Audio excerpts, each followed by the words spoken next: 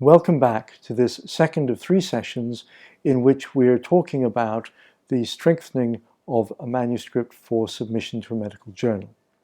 You'll recall earlier that I discussed the importance of the abstract. Now, as part of the ABC of submission, I'm going to talk about selecting the best journal.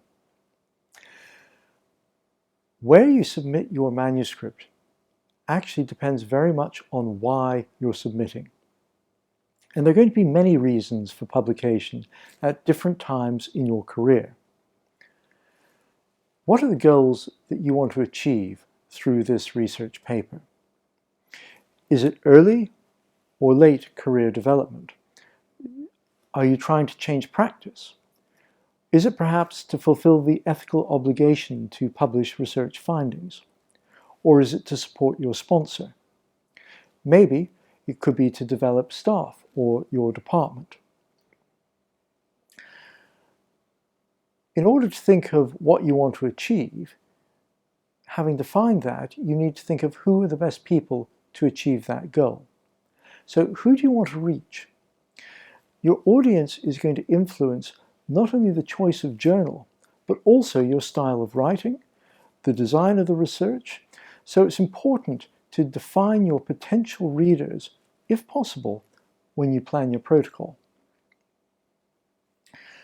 For instance, clinicians, policymakers, and funders all may expect a slightly different style to be convinced. Similarly, there is a difference in vocabulary between a specialist and a generalist. Or you may be thinking in terms of local, regional, or international audiences. The type of health system can also be important. Of course, here in Taiwan, with universal health coverage, it gives you the opportunity to talk about implementation of research in a way that will be relevant to many countries that are increasingly adopting universal health coverage. So think about your reader and have a clear image of her or him in your mind as you write. So when you've profiled the reader, you think about where they might be, how they might access your article. Is it going to be in a subscription format? Is it going to be online? What language? And when you've profiled your reader, that allows you to better profile your manuscript. So the topic, the population, the size, the stage of research, these are all relevant to how you choose a journal. And it's important to actually ask yourself, if you've chosen a journal, when you look at that journal, opening it at random, could you actually see your manuscript fitting comfortably in a recent issue?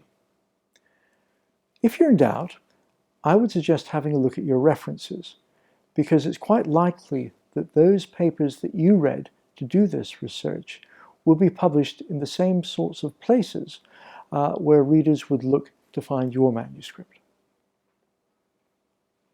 So when you've chosen that journal, be familiar with it. What is its philosophy?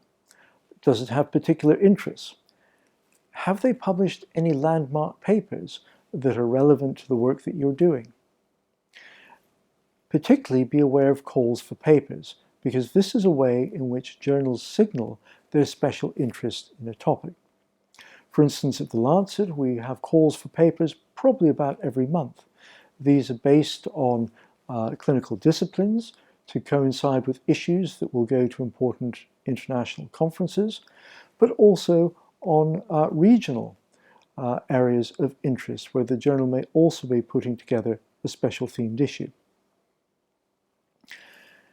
And it's important to be familiar with that journal's requirements. You'll see here on the slide that on the Lancet website, there's a page for information for authors that links through to 7 additional pages of information.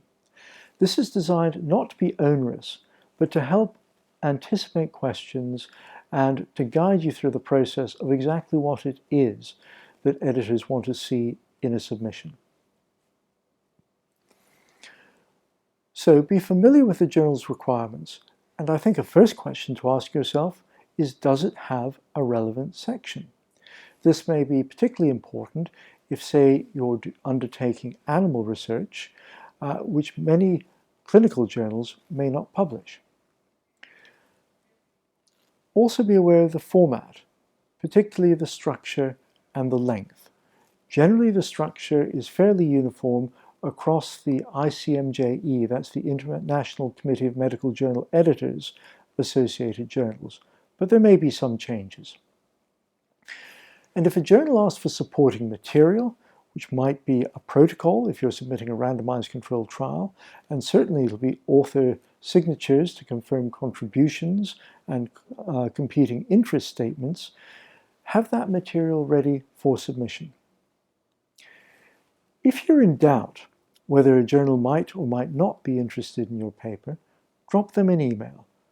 And once you've made contact, you can always mention that editor's name in the cover letter, which will be the topic of the third set of slides in this series.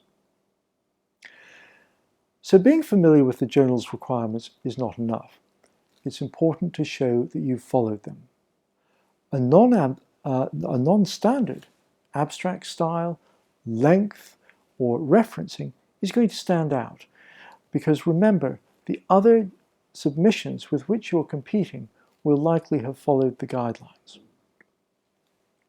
So in selecting a journal, the key points to keep in mind is to know your reader, and by getting to know your reader, know your journal. And of course, be realistic in the choice. Thank you.